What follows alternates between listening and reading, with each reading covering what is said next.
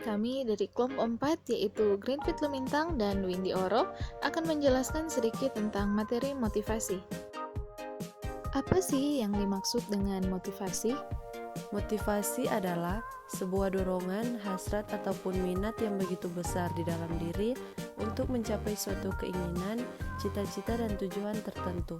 Adanya motivasi akan membuat individu berusaha sekuat tenaga untuk mencapai yang diinginkannya.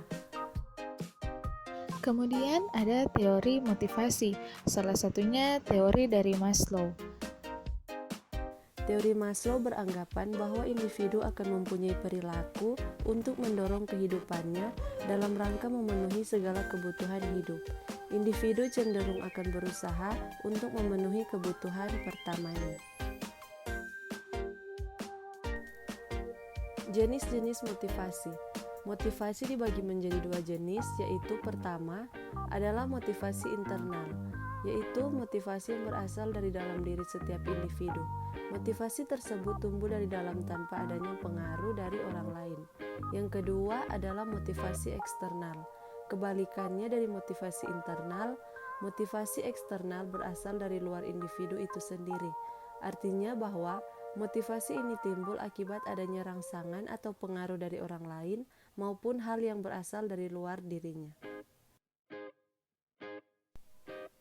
Faktor-faktor yang mempengaruhi motivasi. 1. Faktor pemuas.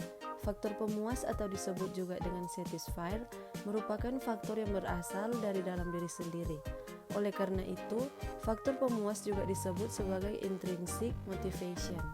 Yang kedua, faktor pemelihara. Faktor pemelihara berasal dari luar individu, sehingga dapat disebut sebagai extrinsic motivation. Ekstrinsi motivasi dipengaruhi oleh individu lain ataupun hal lain yang ada di luar individu tersebut. Cara meningkatkan motivasi kerja. Yang pertama, cari pekerjaan sesuai minat dan bakat. Mendapatkan pekerjaan yang sesuai dengan minat dan bakat, Anda akan menambah motivasi dalam bekerja.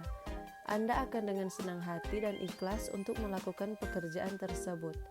Akan banyak inovasi dan ide baru yang akan Anda keluarkan, sehingga Anda pun akan memicu diri sendiri untuk selalu berprestasi dalam bekerja.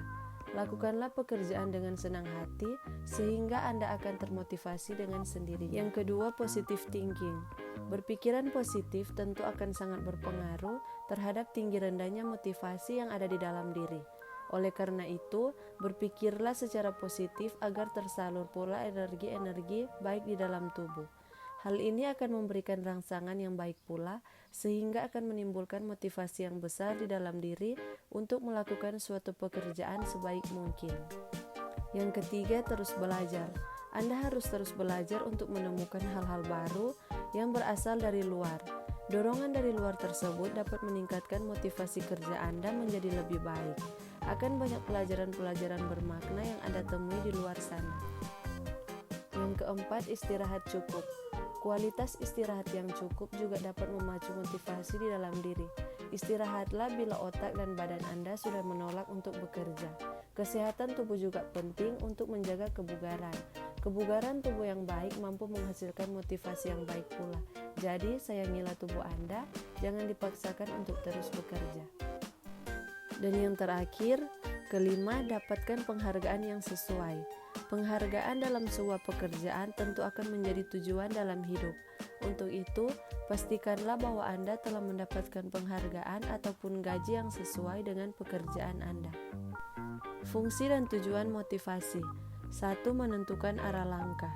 Motivasi akan dapat menuntun Anda dalam menentukan langkah dalam hidup, baik seperti cita-cita yang akan dicapai, prestasi yang akan didapatkan, maupun segala hal yang Anda inginkan.